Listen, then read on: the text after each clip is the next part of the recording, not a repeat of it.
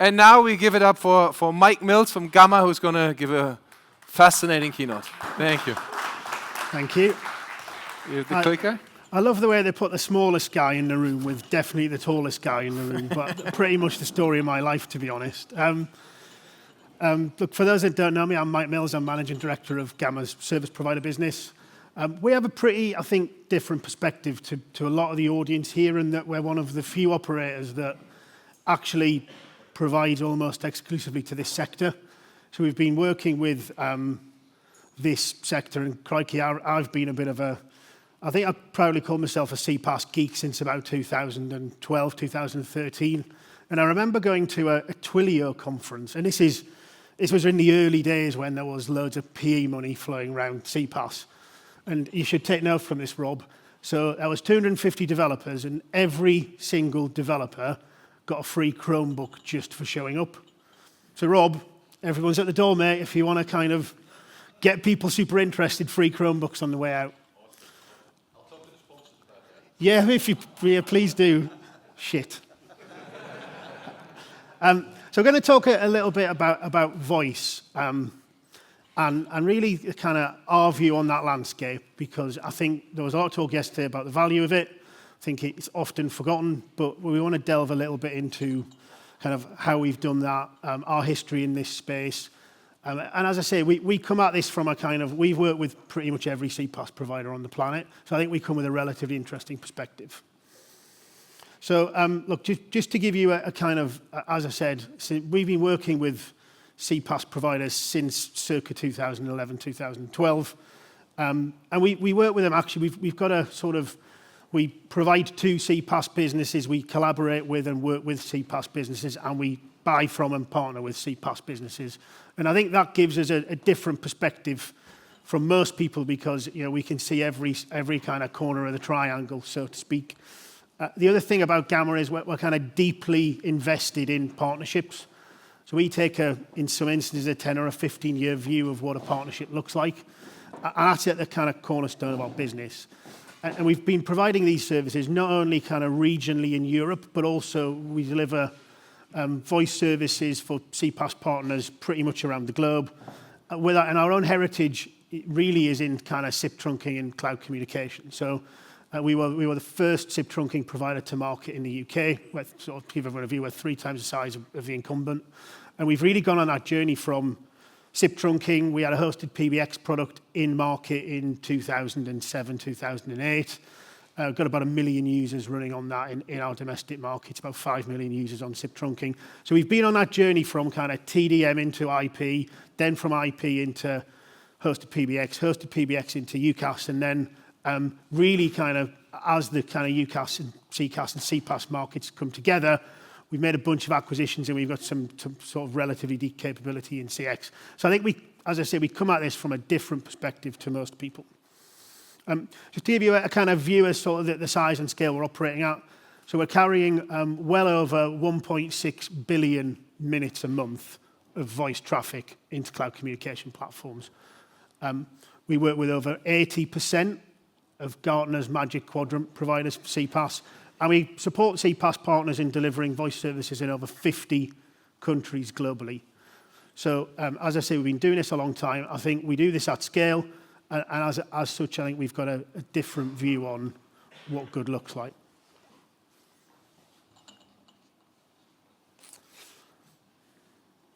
So I wanted to just really pull out a couple of the stats from the report, and then I think take those stats and then give you a Gamma perspective and a Gamma lens on what we're seeing across the market. So, I mean, some fascinating stuff in that report in general, I have to say, if the clicker would work. So I think key call out for me, we're talking about 11% CAGR growth as a worst case scenario in CPaaS. I mean, most telcos would die for an 11% CAGR rate, right? Most telcos are 1% and 2% maximum. So to talk pessimistically about a market that's going to grow 11%, I think speaks volumes to the growth potential in this market. And it's a great market to be involved in just for that. I think a lot of talk yesterday about voice. And there's a lot of growth being driven from voice and a lot of potential growth to be driven from voice. And look, I think the interesting thing is, in the telco world, voice is, I wouldn't say frowned upon, but it's really not a focus. I think there was news last week, Telstra sold its international wholesale business. We've looked at a bunch of businesses from an M&A perspective. And many operators are actually trying to get out of voice. But we're the opposite, right? We think this has got masses of growth and potential, but you need to put the kind of cloud communication lens on it. Because if you put a cloud communication lens on it, you can see masses of upside. The API opportunity, I think, CPaaS was born out of a kind of a capability to provide APIs so developers and platforms can consume communication services. I think where that goes next, I think is absolutely pivotal to the success of the market. And then we've touched on it, but I think that if we're not careful, I think fraud and misuse is the single biggest challenger to the growth in the market. And when we see misuse, and unfortunately see quite a bit of it, 100% of misuse, there is a CPaaS provider in the value chain somewhere. And I think that's a problem we need to collectively get our heads around and solve. And it's pretty sophisticated, but someone somewhere, it is either touching an SMS or it's touching voice or it's somewhere in the play. So I think as an industry, in a community, we really need to focus on figuring out how we do that. I think the kind of key market shifts we're also observing. So we're seeing the unification of the as-a-service communication ecosystems coming together. I know I think it was when you add them together, it's $100 billion business. We see that as, again, I think a great opportunity because a lot of that stuff is coming off almost classic telco, right? So moving it off ISDN, moving it off legacy, moving it into cloud, I think creates a real interesting point, and the market's at an inflection point with a lot of that stuff. So I wanted to just, for a few minutes, put a gamma lens on what we're seeing in the market.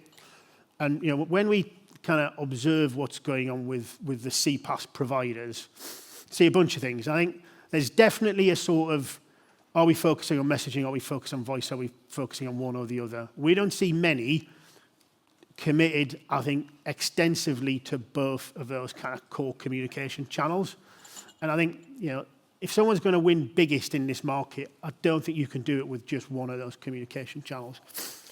I think from a consumer behavior point of view, we see increased complexity in that kind of customer. If you put a customer lens on it, you've got a preference for certain channels, you've got a requirement to integrate into a pretty broad set of line of business applications, and doing all of that in a seamless way. I think we talked about go-to-market.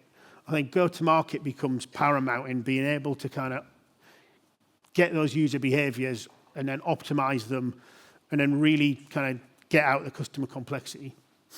I think the other thing we see is a kind of real pressure from investors to kind of maximize growth and to really focus on strategy. So we see a bunch of people pivoting around and a bunch of people deciding where they go next. I think rationalization is definitely a key theme. So it's tinged with optimization. So efficiencies, many people have to hit EBITDA numbers, whether you're PE backed or whether you're publicly listed. They're kind of, you don't have an option but not to hit those growth numbers. And we're definitely seeing rationalization. So we're seeing many providers deciding to optimize the supply chain, to optimize their operations, to really focus on that rationalization piece. And then I think that the kind of big, difficult regulatory piece is just getting more complicated. So, we see increasing pressure from regulators. And actually, if you look at what's the reason the regulators are getting involved, it comes back to the point I made earlier. It's all to stop misuse. So the regulator generally puts a consumer lens on stuff, doesn't put a business lens on it. In almost every country we operate in, it's all about the consumer. And without that and that regulatory landscape just creates increased pressure and cost on CPaaS providers to enable them to provide services in a compliant way. And then I think, lastly, we'll talk a bit about AI. It was in the title. I won't talk too much about it, I promise, because I think it's everywhere. But really, I think AI is what we see one of the driving forces that's beginning to change that kind of refocus on voice. And fascinated with the VCon concept. Love to see where it goes. I think one of the challenges we probably need to figure out is how do we get that to market and monetize it in a way that delivers value to the variety of people in the value chain. So, look, I touched on compliance. Compliance is one of the hardest things that global communication platforms in general have to deal with. You've got kind of an increase in misuse. You've got sort of, I think compliance is fine, and many people have kind of taken a relatively relaxed approach to it. But the kind of knock-on impact of not being compliant is services get switched off at really short notice. You get, people in breach of kind of very, very difficult, challenging governance processes. And that has a strategic implication, right? If you're not compliant in a country, you're not able to serve, for example, it's really hard to serve large enterprises if you're not doing that. And we put a lens on it in Gamma, which is if it's not good enough to put a large enterprise on it, then we generally don't want to do it because that creates risk in our business and risk in your business. I think the cost of managing compliance is just going up. We've got a use case later on where we work with a partner, and compliance costs for them are going up exponentially year on year. We've mitigated that, and we'll talk a little bit about that. But really, the kind of whole compliance piece continues to be a challenge for anyone looking to operate voice at any meaningful level of scale, either locally or globally.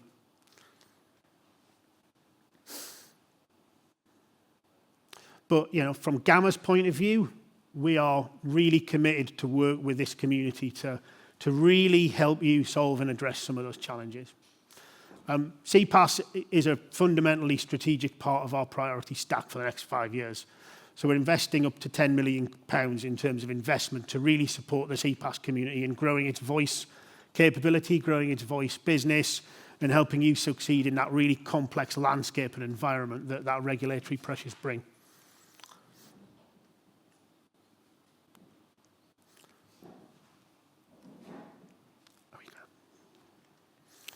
Look, voice is alive and kicking.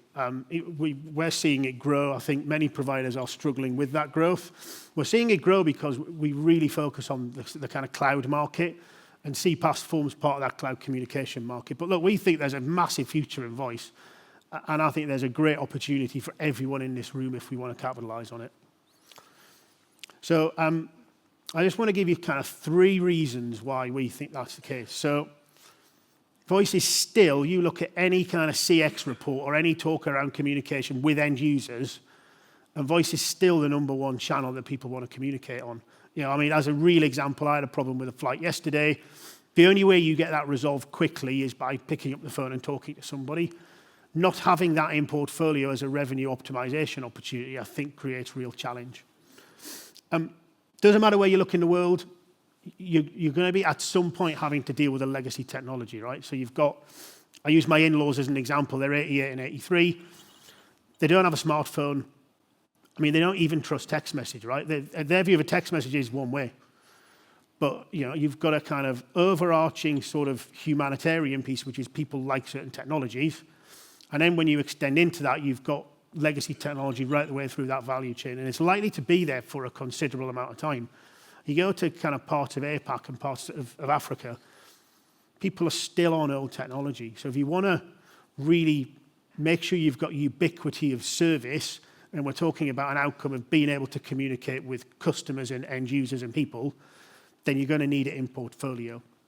I think the last point I'd give, which is really a sort of where Gamma sees it, so we're kind of already seeing the AI growth in our business, and that AI growth is fundamentally coming from 3 areas. So we're a very strategic partner of both Microsoft and Cisco. We're seeing AI built embedded natively in all of those line of business applications around collaboration and communication. And I think someone called it table stakes. It is absolutely a table stakes thing now. You don't have AI in there, you're kind of not going to even get a seat at the table. I think the net impact we see on it as well, though, is in our classic kind of dids and minutes business. I think 60% of our growth in the last 2 years has came from either a CPaaS platform or a CX platform. So it's the one part of the market, I would say, where we're seeing quite aggressive growth rates on voice, all driven by that requirement to want to communicate. And then the last part is really we're using it in our business, right? So, I mean, I use Copilot. We do a lot of work with Microsoft. And I attend a third of the video calls I used to attend. That gives me, I don't know, 3-4 hours a day back. And you can just use the recap. And I think, so when people think about AI and talk about AI, I think it's really important to look at how does it optimize operationally the businesses that we run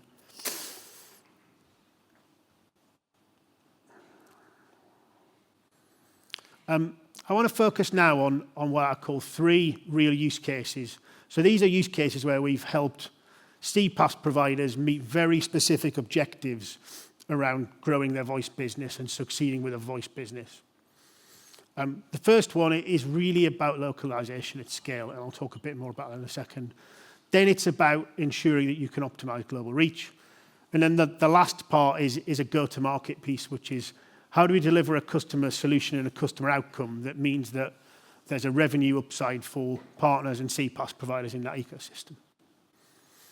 So use case 1, we work with a very specific, very well-known CPaaS provider who really needed to grow in a single market. And generally what we see is if you want to go really big into a market as a CPaaS provider, you almost have to become a telco. So you have to comply with the regulation. In many cases, you want to get your own number ranges, and you need to find somebody that enables you to do that. So to give you some stats, this particular provider grew its voice revenues 93% in 2 years. And it did that by operating at scale. We allowed them to do that. It was a UK market with 0 downtime, and we allowed it to scale to well over 120,000 concurrent channels of voice. And it's now delivering well over 150 million minutes a month, and that's one geography. But the benefit of doing localization at scale is you kind of optimize your growth potential in a particular market.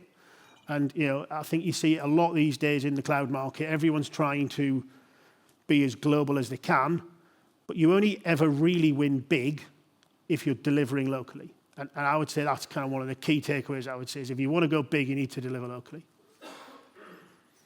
Use case number 2, we had a partner that needed to grow quickly on a global basis, but didn't really want to have to solve the regulatory challenge of being compliant in a whole bunch of countries, being able to manage and support that with minimal investment in operational overheads, and be able to do that without any compliance risk whatsoever. And what that delivered in terms of outcomes for them is it generated 250K in annualized cost savings by not needing to put people in to support that compliance overhead, but it allowed them to deliver services in over 30 countries, and it allowed them to do that in a fully compliant manner. And look, to give you a little bit of the secret sauce, so we spent 2 years coming up with a kind of regulatory contracting model that essentially divests the CPaaS provider from having to cope with all the regulated burden by Gamma becoming that kind of regulated provider, allowing the CPaaS partner to really focus on the things that it does best. So, basically running the software, providing the service wrap, making the money.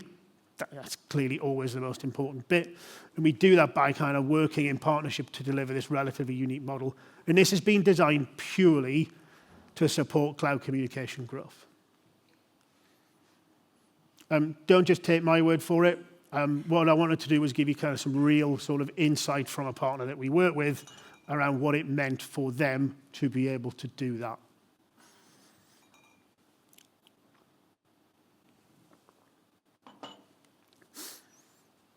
Use case 3. So I think this is a really interesting, fascinating use case where we had a CPaaS provider, a partner of theirs, and Gamma, and we needed to deliver an end customer solution that fully integrated a CPaaS story into a UCaaS proposition, into an existing network infrastructure. And that's more complicated than it sounds.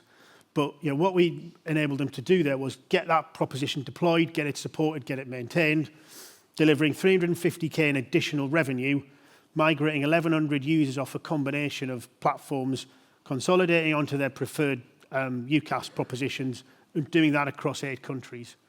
And I think my observation here is quite often this is one of the missing pieces of the puzzle, right? How do you take all this stuff that, as an industry, we love the tech. How do you take all that and then deliver that as something meaningful for a client? And I think that's more often than not the bit that kind of gets lost in all of this stuff. So I guess closing remarks from me, and I've got 14 seconds left, plus a little bit, so we should be able to do that. We think voice is going to materially kind of grow over the next 5 years, specifically in the CPaaS area. What I would say is it's complicated, it's getting more complex, but it's not going anywhere. And at Gamma, we're absolutely focused on helping you guys win globally and deliver global voice solutions in a way that meets that compliance burden. It's been great kind of talking to peers in the industry. I've really enjoyed it. If you want to continue the conversation, that's me. We've got a bunch of the team here, but thank you for listening, guys. I really appreciate it.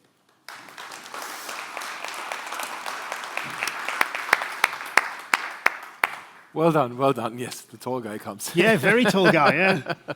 Sorry, I had a lot of food when I was smaller, so I grew a lot. Just brief question. Gamma, right? So you did also quite a couple of acquisitions in Germany. You placed Yes. Stargate, etc. I think so. Predominantly adding seats, as I understand it. So there's a lot of. Where is the core of the?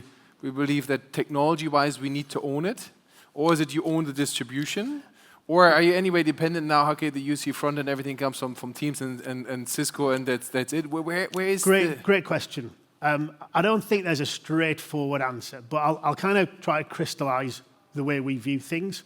So we view things in this way, right? We think we've got a point of differentiation, which is we run and operate a network at scale. Yeah. So at 25% of the business voice traffic in the UK, we're running material scale in Germany. And we think in order to win locally in certain markets, you need to be running at scale. But we see our differentiation as being we run the core network, and then we've got distribution channels to be able to kind of serve multiple users. So the Placetel acquisition was really around taking a digital-first view into Germany and saying, how do we digitally deliver communication services? Yeah. The Starface one was really about going deep into a market, but then, as you know, the German cloud market's sort of 5 years behind the rest of Europe. So actually getting into that market early, because a lot of that base is still on SIP trunking, right, and converters and all that sort of stuff. Getting on that early, we think is a great view for growth. But fundamentally, we actually saw Germany as the kind of next big growth market for us. Okay. And where can you kind of, as a cross or pan-European then player, where can you create really the synergies, or where is it the local market is too dependent? So you talked about regulatory, of course, as an aspect. So how many synergies can you really then get out of that one, or where are the synergies? So I think synergistically, we absolutely see network as being one of the key things you can do. So we're currently building, deploying, scaling a network in OCI to allow us to deliver that common communication network platform for all of the kind of routes to market we've got. I think what we see very discreetly, though, is culturally and go-to-market-wise, the territories are all different. Yeah. I think Germany, keep me honest, want to buy from Germans, and they don't want to buy from subscale Germany. You've got to be scaled in that market if you want to be successful.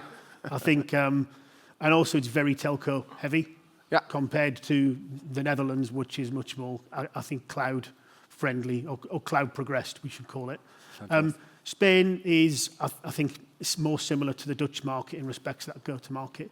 But fundamentally, I think at a network layer, we can drive synergies. I think in the long term, strategically, from a vendor point of view, we can drive some synergies around sort of core vendors. And we've got, I guess, depending on customer segment, we've got stuff that will go from 2 users in the B2B market up to 10, 20,000 users. And fundamentally, can we win at the application layer? Yes, no. If not, can we win at an enablement layer? If not, we'll win at a telco layer. Right. So we've got a kind of 3-pronged strategy. We've got a couple of plays on the table. Yeah. Fantastic. Continue the conversation. Thank you very much, Mike. Great round of applause. Thank you. Thank you.